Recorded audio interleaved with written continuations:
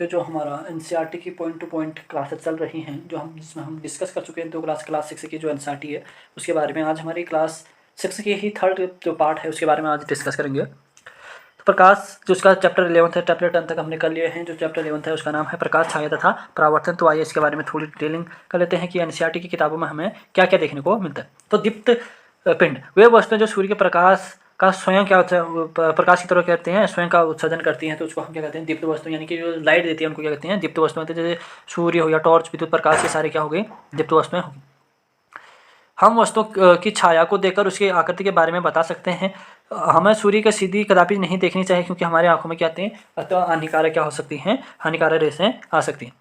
हम दर्पण में अपने चेहरे को देखते हैं, तो अपने आप दर्पण में क्या है, परावर्तन के कारण हम क्या कर पाते हैं, अपने दर्पण के चेहरे को देख पाते हैं। इसके कारण क्या है, परावर्तन है।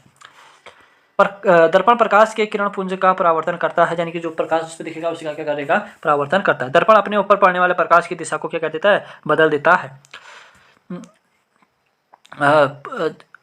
छाया को देखने के लिए हमें प्रकाश के स्रोत की आवश्यकता होती है। प्रकाश के पथ में कोई पारदर्शी वस्तु होनी चाहिए, तब हम क्या कर पाएंगे, छाया को देख पाएंगे।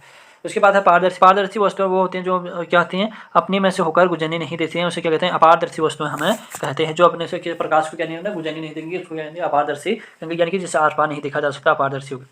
जब प्रकाश के पथ में कोई अपारदर्शी वस्तु आ जाती है तो उसमें क्या बनती है, छाया बनने लग जाती है। साधारण सामग्री की सूची में सिद्ध कैमरा बनाया जाता है तथा इसका उपयोग सूर्य के प्रतिबिंब वस्तु में देखने में किया जाता है। दर्पण क्या परावर्तन को हमेशा क्या प्रतिबिंब में प्राप्त होता है। प्रकाश हमेशा क्या कहता है, सरल रेखा गति पर क्या करता है, गमन करता है, क्या करता है, गमन करता है। अपारदर्शी वस्तुओं के रंगों में बदलने के कारण छाया का में कोई परिवर्तन नहीं है, यानी कि हम कलर कुछ भी कर लेंगे लेकिन क्या होगा, उसके छाया में कोई कलर हमें नहीं देखने को मिलेगा। रुडियाना किल्पिन की रचना जस्ट सो स्टोरी विशेषतः कहानी डाउ दी कॉम्प्लन गेट्स में धारिय चित्रकार धब्बे वाली परछाई का वर्णन है। यहाँ पर कहानी की अद्भुत जो यानी जो किताब में कहानी के बारे में दिया गया है, जिसमें बताता है कि क्या है, किसकी है, रुडियार्ड की जो क्लिपिंग जो आपने नाम सुना होगा, जस्ट सो स्टोरी में उसकी क्या बताया कि छाया के बारे में उन्होंने क्या बताया कि ये बारे में इनको बताया गया है। नेक्स्ट चैप्टर है विद्युत तथा परिपथ। विद्युत सेल की धातु की टोपी धनात्मक जो ऊपर की ओर होती है, जिसपे क्या होती है, टोपी जैसी आपने ऐसे बना हुआ देखा होगा ना, ऊपर एक टोपी जैसी धनात्मक सिरा होता है। डिस्क वाला जो चपटा वाला सिरा होता है वो क्या होता है, ऋणात्मक सिरा रहता है। सभी विद्युत सेलों को 2 सिरे होते हैं, जिसमें एक धनात्मक सिरा होता है, दूसरा क्या होता है, ऋणात्मक सिरा होता है। कोई भी सेल होंगे उसमें 2 टर्मिनल होते हैं, एक पॉजिटिव और एक नेगेटिव टर्मिनल होते हैं। विद्युत सेल में संचित रासायनिक पदार्थ से सेल विद्युत उत्पन्न होती है। जैसे विद्युत सेल में रासायनिक पदार्थ इस्तेमाल में लिए जाते हैं तथा सेल विद्युत ऊर्जा क्या कर देती है, पैदा करना बंद कर देती है। जब क्या करेंगे, किसी विद्युत सेल में हम क्या डालते हैं, रासायनिक, जैसे क्या जिंक डालते हैं, कोबाल्ट वगैरह डालते हैं ना उसमें हम, तो निकल कोबाल्ट वगैरह डाला जाता है, तो उससे क्या करते हैं, जो रासायनिक क्रिया संपन्न हो जाती है, तो उसके बाद क्या हो जाता है, उसके बाद जब वो खत्म हो जाते हैं तो वो क्या हो जाती है, नहीं चल पाती। प्रकाशीय उत्सर्जन करने वाले पतले तार को क्या कहते हैं, बल्ब कहते हैं, जो आप यहाँ पे देख रहे हैं। इसमें 2 तंतु मोटे तार के बीच बल्ब सेल लगा रहता है, जो बल्ब के दोनों टर्मिनलों पे जोड़ दिया जाता है। जो बल्ब होता है उसे दोनों टर्मिनलों से, पॉजिटिव और नेगेटिव टर्मिनलों से जोड़ दिया। विद्युत सेल में 2 टर्मिनल बल्बों के 2 टर्मिनल से जोड़ जाते हैं। इस प्रकार व्यवस्था को जब क्या करते हैं, एक विद्युत वगैरह सारे टर्मिनलों से क्या कर देते हैं, परिपथ बना लेते हैं। बल्ब केवल तब दीप्त होते हैं जब परिपथ में क्या होती है, विद्युत धारा प्रवाहित हो रही है, तभी क्या होगा, बल्ब हमारे क्या होंगे, जलेंगे। विद्युत धारा की दिशा विद्युत सेल के टर्मिनल से क्या होती है, हमेशा क्या होती है, पॉजिटिव से किसकी ओर जाएगी, नेगेटिव की ओर होती है। जब बल्ब के टर्मिनल के तारों में विद्युत सेल टर्मिनल से जोड़ा जाता है तो बल्ब के तंतु से क्या होगा, विद्युत धारा प्रवाहित होती है, बल्ब क्या दीप्तमान होता है। जब हम क्या करेंगे, बल्ब पॉजिटिव चार्ज और हमारे बल्ब यहाँ से क्या करेंगे, इसमें बल्ब का पॉजिटिव सिरा जोड़ दें, यहाँ से नेगेटिव, तो ये करेगा, यहाँ से करंट फ्लो होगा और यहाँ पे जुड़ के फिर वहीं पे आ जाएगा, तो इसमें क्या होगा, धारा यानी करंट प्रवाहित होगी, तो वो आगे को बनते रहेगा। कभी कभी विद्युत धारा बल्ब विद्युत सेल से जुड़े होने पर भी दीप्त नहीं होता, ऐसा बल्ब फ्यूज होने के कारण होता है। यानी कि जब कभी लाइट नहीं जल पाती तो क्या होता है, फ्यूज हो जाता है, फ्यूज हो जाता है, तो टर्मिनल हो जाता है, वो चल नहीं पाते हैं। फ्यूज बल्ब के तनों में धारा प्रवाह करने से रोकने के कारण, प्रतिबार न होने के कारण प्रतिमान नहीं हो पाता, यानी जो फ्यूज भी बताया उसी के कारण होते हैं। तारों को स्वतंत्र सिरे पर लगाना प्रतिमान नहीं होता है। तारों को अगर हम लगा देंगे तो वो ऐसा नहीं होगा कि वो जल पाएगा, ऐसा नहीं होता। जो पदार्थ धारा को प्रवाहित होने देते हैं उसे चालक कहते हैं। विद्युत रोधक अपने अंदर क्या कहते हैं, विद्युत धारा को प्रवाहित नहीं होते, विद्युत रोधक या कुचालक उनको हम कहते हैं। विद्युत सेल विद्युत का एक स्रोत है। विद्युत बल्ब में एक फिलामेंट होता है जो इसके क्या टर्मिनल से क्या करता है, जुड़ा रहता है, जो अंदर से जुड़ा रहता है उसे क्या ना टर्मिनल कहते हैं। विद्युत एक सरल परिपथ युक्त है। विद्युत धारा में प्रवाहित रोकने के लिए प्रारंभ में क्या करना है, एक परिपथ को पूरा किया जाता है, स्विच किया जाता है, ऐसा स्विच जोड़ा जाता है जो क्या होता है, टर्मिनल को आधा क्या कहता है, तोड़ देता। स्विच ऐसी तो टर्मिनल को तोड़ने में उपयोग किया जाता है, जिसको क्या कहते हैं, स्विच कहलाती है, जो क्या कहते हैं, उसको तोड़ देता है। नेक्स्ट चैप्टर हमारा चुंबकों द्वारा मनोरंजन। प्राचीन यूनान में गडरियाई यानी कि जो क्या कहते हैं गाँव जंगलों में क्या कहते हैं घूमते हैं, जो क्या कहते हैं जंगलों में जाते हैं अपनी भेड़ बकरियों के लिए, उनका नाम क्या मैग्मस नाम था। उसी के नाम पर क्या था पत्थरों के नाम है मैग्नेटाइट रख दिया। मैग्नेटाइट एक क्या है प्राकृतिक चुंबक। चुंबक जिन पदार्थों को लोहे के अपने और करने का गुण पाया जाता है उसे चुंबक कहते हैं। आप सभी को पता है चुंबकीय पदार्थों पर आकर्षित होते हैं चुंबकीय पदार्थ कहलाते हैं, जैसे लोहा निकल कोबाल्ट आदि। और जो नहीं होते हैं वो क्या कहते हैं चुंबकीय नहीं होते हैं। अब चुंबक की यहाँ पे कुछ प्रॉपर्टीज बता रखी है इसने, देखो चुंबक की क्या क्या प्रॉपर्टीज यहाँ पे हमको बता रखी है। तो इसने बता रखी है प्रत्येक चुंबक में क्या होते हैं, दो क्या होते हैं, जो ध्रुव पाए जाते हैं, जगह उत्तरी ध्रुव और दक्षिणी ध्रुव। स्वतंत्र पूर्व लटकाने पर चुंबक सदैव कहाँ उत्तर और नॉर्थ और साउथ की ओर क्या होता है ठहरता है, जिसका कारण क्या है कि दो चुंबकों के असमान ध्रुव एक दूसरे की ओर क्या आकर्षित होते हैं। सेम होंगे तो क्या करेंगे प्रत्याकर्षित होंगे, ये सभी को पता है। कंपास को द्विसूचक के नाम से भी जाना जाता है। कंपास में से ढकी रहती हैं, इसमें चुंबक के अंदर भी धुरी पर लगी रहती हैं, जो स्वतंत्रता पूर्वक लटकाने पर कंपास में एक डायल पर होती हैं और इसकी भी डायरेक्शन कैसी है उत्तर और दक्षिण डायरेक्शन में ही होती है। उसके बाद है कील और सुई तथा ब्लेड से क्या करना चुंबक बनाना। ये कह रहा है कि अगर हम आपको कील और सुई चुंबक बनाना चाहते हैं तो क्या कर सकते हैं, उसमें चुंबक को लेंगे और इसको ऐसे क्या करते घसीटेंगे, फिर यहीं पर फिर ऐसे कटेंगे, फिर ऐसे देंगे, फिर घसीटेंगे, फिर ऐसे ऐसे ऐसे करेंगे तो 30 से 40 बार इसको करेंगे बिना हाथ उठाए। हाथ नहीं उठाना, ऐसे ऐसे क्या करते हैं घसीटते रहना। तो चुंबक दिख रहा है आपको इसमें क्या करना है कि ऐसे यूँ घसीटा, फिर ऊपर को ले गए, फिर नीचे लाए, फिर घसीटा, फिर ऊपर को ले गए, फिर घसीटा, फिर यूँ लाए, फिर यूँ घसीटा, फिर यूँ ऐसे 30-4 बार करेंगे तो वो किसमें परिवर्तन हो जाता है, चुंबक में परिवर्तित हो जाता है। तो ये भी हमारा अब नेक्स्ट चैप्टर है हमारा जल। ये छोटे छोटे चैप्टर हैं, इसमें मेन पॉइंट मैंने बात करी है कि जो उसमें हमारे क्या है की पॉइंट्स हमें किसमें दिए हैं एनसीईआरटी की बुक्स में दिए, उसी की मैं यहाँ पे बात कर रहा हूँ। जल क्या है, ये तो सभी को पता है कि जल क्या है, जीवन के लिए बहुत आवश्यक है। जल 2/3 पार्ट क्या जल से हमारा क्या हुआ है, घिरा हुआ है। जल का अधिकांश भाग कहाँ है, समुद्र और महासागरों में क्या मिल जाता है, हमें जल मिलता है। समुद्रों और महासागरों में जल में बहुत से लवण घुले होते हैं, जिस कारण क्या जल का कैसा होता है, खारा होता है, इसे पीने के अनुकूलित नहीं होता। इसमें क्या है बहुत ज़्यादा लवण घुले रहते हैं, इसलिए इसको पीने योग्य नहीं माना जाता है। हर जगह जल पीने के लिए बूंद नहीं है। इसमें क्या कालीजरिया का क्या है 1900 में नागरिक कथ्या में उल्लेख है। उन्होंने क्या कहा, क्या है कालरिज ने क्या कहा कि एक पुस्तक लिखी है 1978 में, उन्होंने कहा कि हर जगह जल पीने के लिए कोई बूंद भी नहीं है। उन्होंने करुणा गाथा में उनकी क्या है एक उल्लेख किया गया है। जल वाष्प अपने साथ लवण का वहन करके जब हम उससे क्या वाष्पन करते तो उसके साथ खाली क्या होता है, जल ही जल जाता है।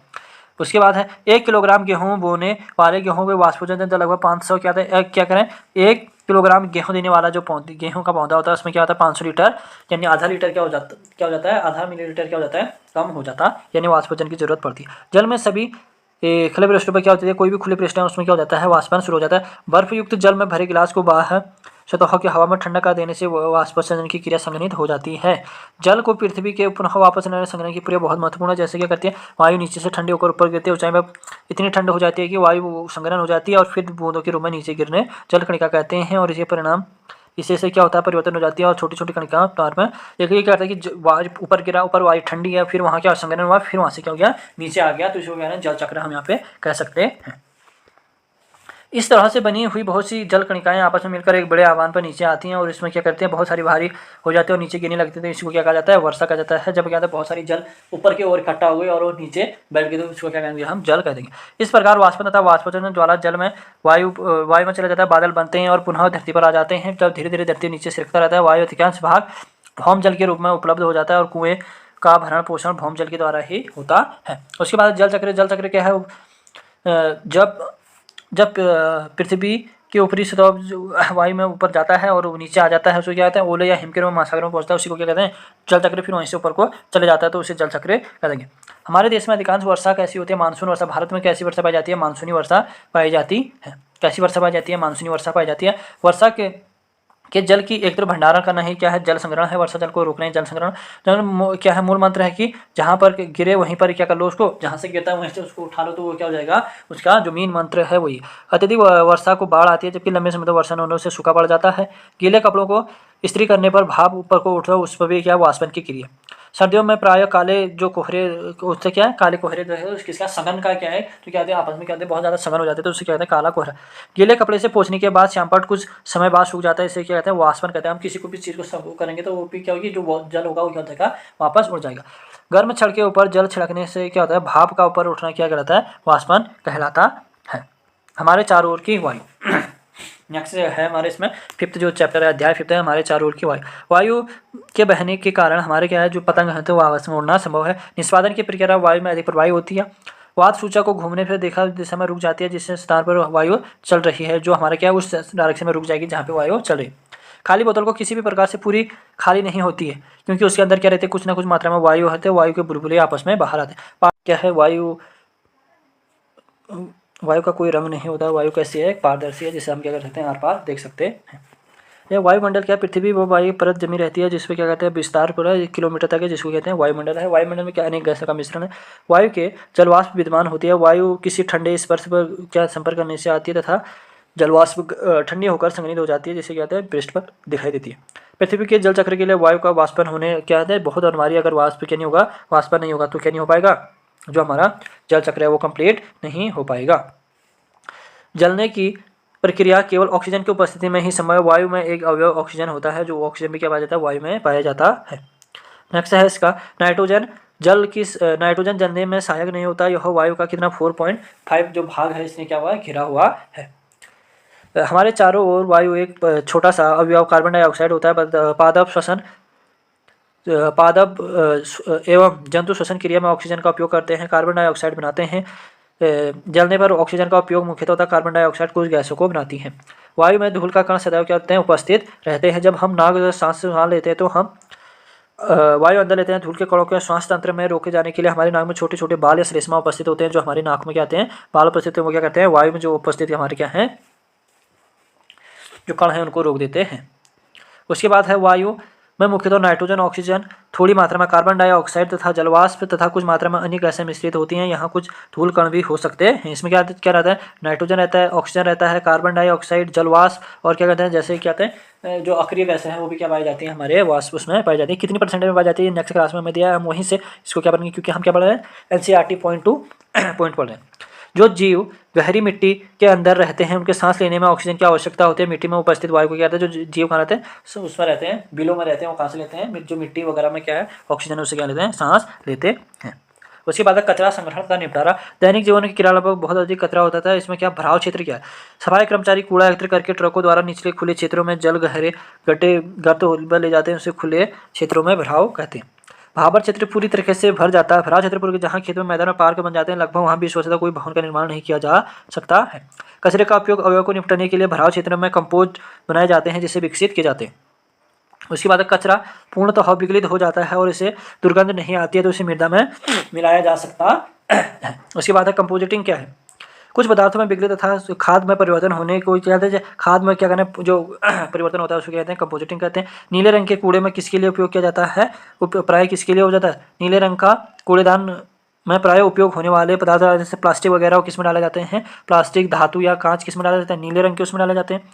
हरे रंग में कूड़ा गीला पदार्थ किस में डाला जाता है हरे रंग में डाला जाता है। जलाने की पद्धति के जो कंपोजिट बनाने की विधि का उपयोग करना चाहिए, इससे क्या होता है हानिकारक गैसें क्या नहीं होती बनती नहीं है। इसके अलावा है लाल केंचुए की सहायता से हम क्या कर सकते हैं कंपोस्ट क्या है वर्मी कंपोस्ट या कृत्रिम कंपोस्ट क्या कर सकते हैं बना सकते हैं, जो क्या है केंचुए वगैरह होते हैं उनकी सहायता से हो गया। लाल केंचुए के दांत नहीं होते हैं, इसमें एक विशेष प्रकार की क्या होती है गिरजट कहते हैं संरचना होती है, जैसे क्या गिरजट कहते हैं। भोजन में पसीने में उसकी सहायता पीसने में उसकी सहायता करते हैं। लाल कृमि एक दिन में अपने शरीर का भार के बराबर क्या करता है खाना खा सकते हैं। लाल केंचुआ बहुत गर्म और बहुत ठंडे वातावरण में जीवित नहीं रह सकते, इन्हें आसपास में नमी की आवश्यकता होती है। उसके बाद है नेक्स्ट है हमारा सभी प्रकार के प्लास्टिक गर्म करके जलाने पर हानिकारक गैसें उत्पन्न होती हैं। इन गैसों में मुख्य स्वास्थ्य संबंधी कैंसर जैसे रोग हो सकते हैं। तो ये था आपकी क्लास कितनी क्लास 6 की जो हम क्या पढ़ रहे थे NCERT की जो बुक पढ़ रहे थे उसमें क्लास 6 में हमने 3 क्लास में हमने क्या कर ली है कंप्लीट कर ली, जो आज ये 3rd क्लास थी। अगर आपने हमारी पहली और दूसरी क्लास नहीं देखी तो पहले उन क्लासों को देखें और उसके बाद इन क्लास में। अब जो लोग सोच रहे हैं कि इसमें तो बहुत ज़्यादा जो नॉर्मल है उनके लिए है कि ये केवल क्या हमारी NCERT बेसिस है, केवल इसमें किसकी बात कर रहे हैं हम NCERT की ही बात करें, जो पॉइंट हमें NCERT में दिए गए हैं उसी की हम बात कर रहे हैं। तो इसलिए आज की आपकी क्लास यहीं पर रहती है। अब इसके बाद जो हमारी नेक्स्ट क्लास होगी उस पर हम किसी क्लास 7 के बारे में पढ़ेंगे। तब तक के लिए आप इसका रिवीजन करते रहे और हमारा पेपर बहुत जल्दी होने वाला है, तो जितनी बार आपका रिवीजन हो सके उतनी बार इसको रिवीजन करेंगे। तब तक के लिए